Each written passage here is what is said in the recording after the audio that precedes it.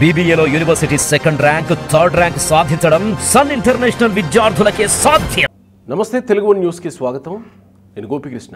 డివి శ్రీనివాస్ గారు senior journalist, analyst ఉన్నారు మనతో. నమస్కారం శ్రీనివాస్ గారు. నమస్తే శ్రీనివాస్ గారు, ఒక కీలకమైనటువంటి ముందడుగు రెండు రాష్ట్రాల మధ్య 10 సంవత్సరాలుగా విభజన హామీలు ఒక పక్క ఉంటే, విభజన హామీల్లో భాగంగా రాష్ట్రాలకు మిగిలినటువంటి అప్పులు, ఆస్తుల విభజనలో భాగంగా తెలంగాణలో ఉన్నటువంటి ఉమ్మడి ప్రాజెక్టుల అప్పులు కూడా ఆంధ్రప్రదేశ్ ప్రభుత్వమే కడుతూ వస్తూ ఉన్నప్పుడు తెలంగాణ ప్రభుత్వం కట్టలేదు.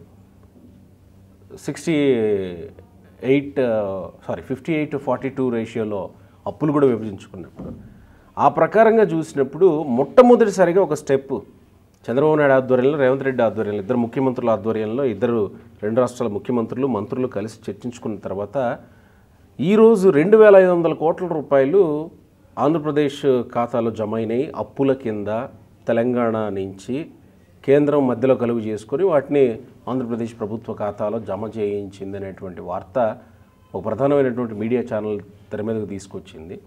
సరే, వాళ్ళు ధృవీకరించారు ఆ విషయాన్ని.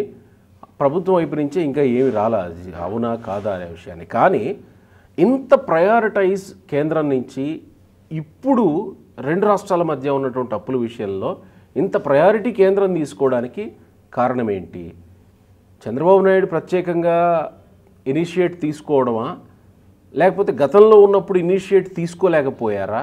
ఇప్పుడు ఎందుకు ఇనిషియేట్ తీసుకున్నా కానీ కేంద్ర ప్రభుత్వం అంత తరువుగా స్పందించింది? ఈ అంశాలన్నీ మాట్లాడుకోవచ్చేమో కదా ఈ విషయంలో. 2 రోజుల క్రితం మంత్రి నారా లోకేష్ ఢిల్లీ పర్యటన. ఇది కూడా ఒక కీలకమైనటువంటి అంశమేనా? అంటే యాక్చువల్గా ఎవరిని కలిశాడు, ఏం మాట్లాడాడు అనే విషయాలు కొంచెం గోప్యంగానే ఉన్నట్టున్నాయి. అంటే ఆయన పీయూష్ గోయల్ని కలిసిన ఫోటో ఒకటి బయటకు వచ్చింది. మరుసటి రోజు అమిత్ షాని కలుస్తున్నానన్నారు కేంద్ర హోంశాఖ మంత్రి. దానిపైన ఆల్రెడీ జగన్మోహన్ రెడ్డి శిబిరం గగ్గోలు పెట్టడం, ఆయన ఎందుకు వెళ్ళాడు, లేకపోతే సీక్రెట్గా వెళ్ళటం ఏంటి? ఏదైనా ఒక రాష్ట్ర ప్రతినిధిగా మరి నారా లోకేష్ అక్కడికి వెళ్ళినప్పుడు అటు పార్టీపరమైన అంశాలు, రాజకీయపరమైనవి ఉంటాయి, ఇటు రాష్ట్రపరమైనవి జరుగుతాయి. మరుసటి రోజే ఈ 2,500 కోట్లు ఆ పాత అప్పుల తాలూకు తెలంగాణ పద్దు నుంచి ఏపీ పద్దులో యాడ్ చేయటం అనేది ఇవాళ కేంద్రం ఆంధ్రప్రదేశ్కి ఇస్తున్నటువంటి ప్రాధాన్యతే కాదు, అవసరం కూడా.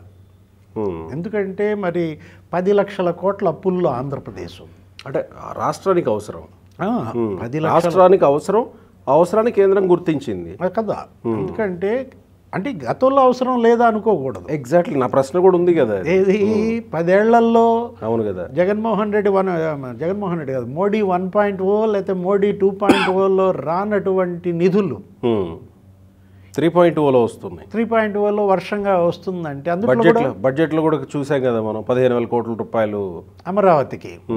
అంటే 3 నెలల్లోనే కేంద్రం ఇంతగా ప్రాధాన్యత ఆంధ్రప్రదేశ్కి ఇచ్చిందంటే, తొలి బడ్జెట్లోనే మీరు అన్నట్టుగా 60,000 కోట్ల ఆర్థిక సాయం ఇవాళ ఆంధ్రప్రదేశ్కు వెన్నుదన్నుగా నిలబడిన నేపథ్యం. అటు 15,000 కోట్లు అమరావతి అభివృద్ధికి, నెక్స్ట్ రైల్వే ప్రాజెక్టుల పూర్తికి నీకు 9,600 కోట్లు ఇవ్వడం, అమరావతి ఔటర్ రింగ్ రోడ్డుకు కూడా ఏదో 25,000 కోట్లు అంటున్నారు. ఆయిల్ రిఫైనరీ కూడా ఏదో వస్తున్నట్టుగా మనం చూసాం. ఆ సిఇఓ BPCL మచిలీపట్నం సందర్శించడం కానీ, ఒక 3 monthsలో ఫీజిబిలిటీ రిపోర్ట్ ఇస్తానన్నారు. ఆల్రెడీ 1 month అయిపోతుంది అనుకుంటాను. ఇవాళ ఆంధ్రప్రదేశ్కి తెలంగాణ పద్దు నుంచి ఇంత పెద్ద అమౌంట్ జమ అయిందంటే మొట్టమొదటిసారి అనుకుంటా కదా ఇది. ఈ 10 ఏళ్లలో ఆంధ్రప్రదేశ్ తెలంగాణ నుంచి జమ కావడం ఆంధ్రప్రదేశ్కి.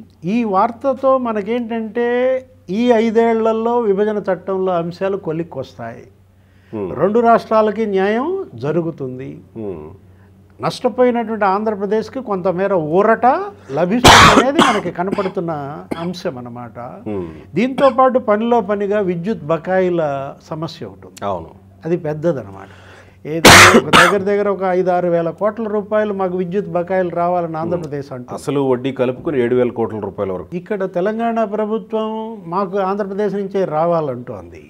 ఆ విద్యుత్ బకాయిల సమస్య ఒక కొలిక్కి వస్తే ఇప్పుడు ఎంతో ఆంధ్రప్రదేశ్కి అది ఉపయోగపడేటువంటి అంశంగా మారుతుంది. ఇవాళ ముఖ్యమంత్రి చంద్రబాబు అడిగిందే తడవుగా కేంద్రం వెంటనే ఇస్తున్న సందర్భం మనం చూస్తున్నాం. అవును. ఎందుకంటే చంద్రబాబు ఎంపీలపైనే కేంద్రం ఆధారపడిన పరిస్థితి. ఇవాళ మోడీ 3.0 అటు బీహార్ ఇటు ఆంధ్రప్రదేశ్ ఈ రెండిటిపైన ఇవాళ కేంద్రంలో ఎన్డీఏ ప్రభుత్వం ఏర్పడిన నేపథ్యంలో ఈ రెండు రాష్ట్రాల్లో అడిగిన వాటన్నిటికీ కూడా ఇస్తున్నారు. మొన్న తొలి బడ్జెట్లోనే బీహార్కి కూడా 70,000 కోట్లు ఇచ్చిన పరిస్థితి అనమాట. ఒక చిన్న కార్టూన్ కూడా మనం చూసాం.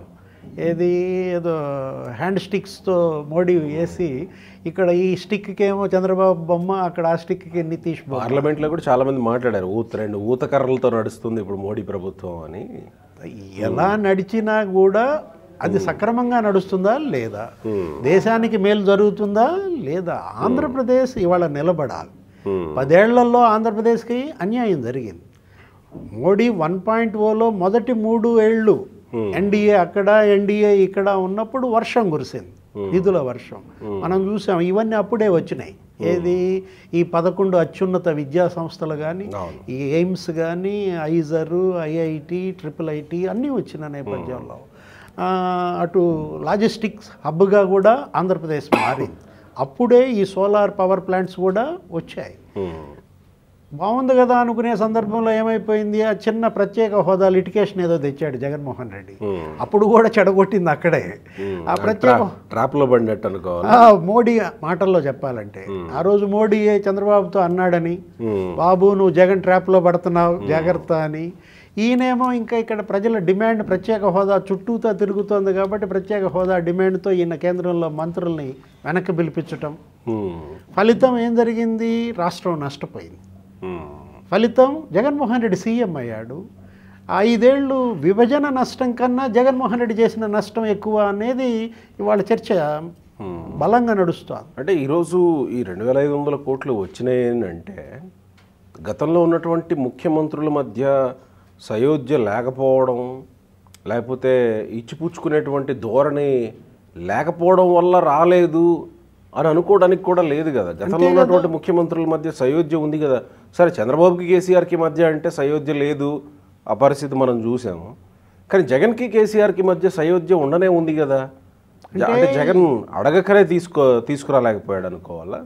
అంటే ఇక్కడ సయోధ్య ఎవరి కోసం, రాష్ట్రం కోసమా లేకపోతే రాజకీయ లాభాల కోసమా? కేసీఆర్ జగన్మోహన్ రెడ్డి సయోధ్య రాష్ట్రం కోసం కాదు, వాళ్ళ రాజకీయ లాభాల కోసం. ఇప్పుడు రేవంత్ రెడ్డి చంద్రబాబు ఇవాళ ముఖ్యమంత్రులుగా కావటం, అదే సమయంలో మోడీ అక్కడ ప్రధానిగా ఉండటం, మోడీ ప్రభుత్వం చంద్రబాబు పైన ఆధారపడి ఉండటం, ఇదంతా కూడా ఆంధ్రప్రదేశ్కి కలిసి వచ్చే అంశంగా మారింది. రేవంత్ రెడ్డి ఆ రోజు ముందే చెప్పారు ఏమని, పొరుగు రాష్ట్రంతో సత్సంబంధాలు కలిగి ఉంటామని. అలా అని తెలంగాణ ప్రయోజనాలను తాకట్టు పెట్టే ప్రసక్తే లేదన్నాడు. కాకపోతే ఇవాళ 2 రాష్ట్రాల మధ్య సమన్వయం ఒక దిశగా చంద్రబాబు ముందు అడిగేశారు. ఏంటి, రేవంత్ రెడ్డికి లేఖ రాయటం, వెంటనే 2 రాష్ట్రాల ముఖ్యమంత్రులతో భేటీ, సమన్వయ కమిటీ సమావేశం, ఉన్నతాధికారులతో కమిటీ వేసుకుందాం, తర్వాత మంత్రులతో కమిటీ. ఇవి కనుక పరిష్కారం కాకపోతే సీఎంల స్థాయిలో పరిష్కరించుకోవడం.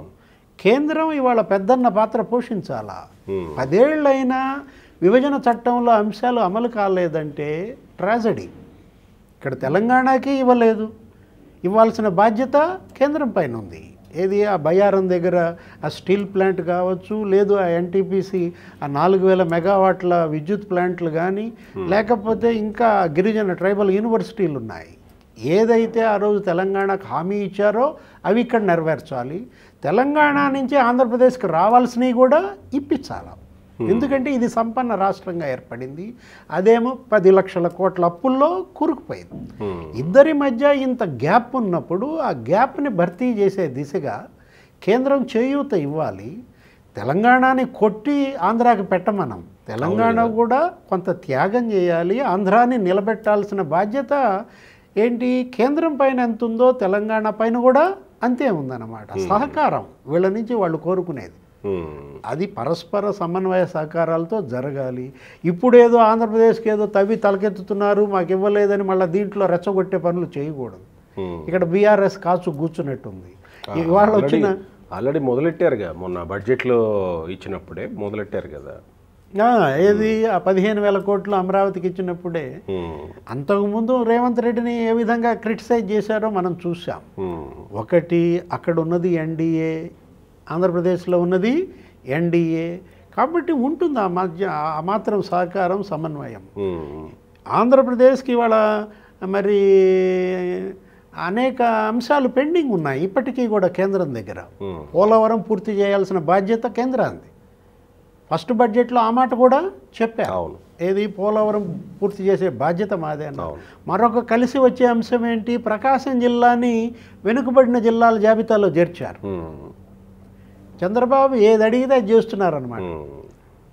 కేవలం 3 రోజుల ముందు బడ్జెట్కి టీడీపీ ఎంపీలతో భేటీలో చంద్రబాబు అడిగాడు, కేంద్రంపై ఒత్తిడి తండి 7 వెనుకబడిన జిల్లాల్లో ప్రకాశాన్ని కూడా చేర్చేలా చేయండి అన్నాడు.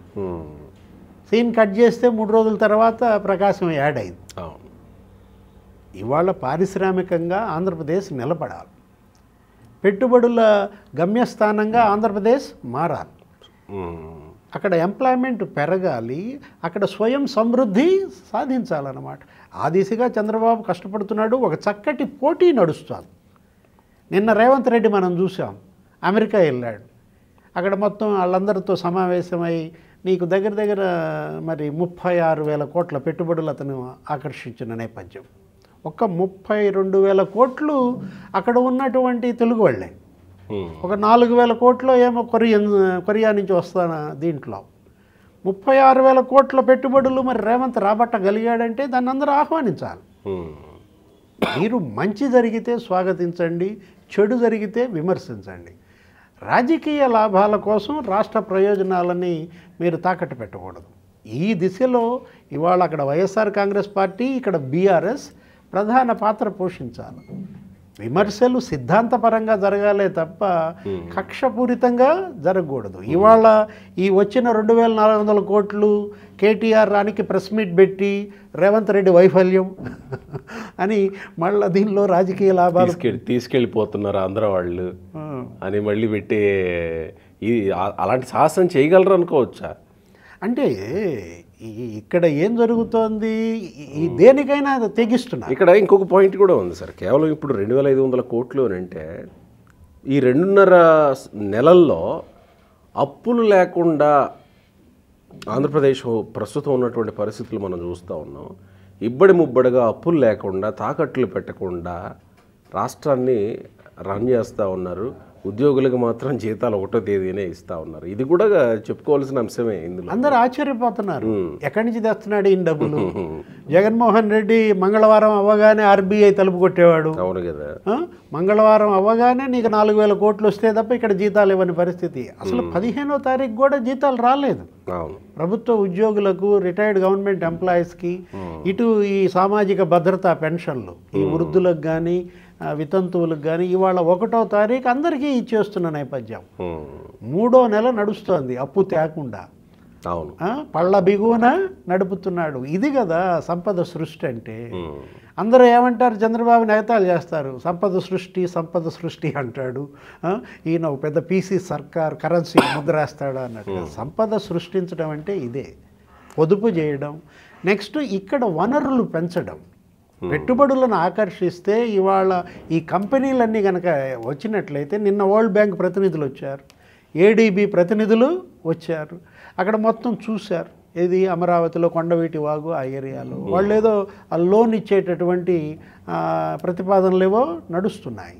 తొలి దశలో అమరావతిలో ఇవాళ 15,000 కోట్లతో అభివృద్ధి పనులు కనుక జరిగినట్లయితే ఏం జరుగుద్ది, అక్కడ ఎంప్లాయ్మెంట్ ఏర్పడుతుంది. ఎంప్లాయ్మెంట్ కనుక ఏర్పడితే ట్యాక్సేషన్ పెరుగుతుంది. ఇది ఒక సంపద చక్రం అన్నమాట. ఇది పన్నులు పెరుగుతాయి, ఖజానా నిండుతుంది, వెల్ఫేర్ యాక్టివిటీస్కి ఆ డబ్బు వినియోగిస్తారు. జగన్మోహన్ రెడ్డి ఏం చేశాడు, ఆ సంపద చక్రాన్ని ధ్వంసం చేశాడు. నేను బటన్ నొక్కుతున్నా అని చెప్పి కనీసం ఇక్కడ పరిశ్రమలను రాబట్టకపోగా ఉన్నాటిని తరిమేశాడు. జగన్మోహన్ రెడ్డి ఇవాళ చేసిన మిస్టేక్ ఇదన్నమాట. దీనికోసమే ఇవాళ ఆంధ్రప్రదేశ్ మూల్యం చెల్లించాల్సి వస్తుంది. Right sir, thank you. నమస్తే.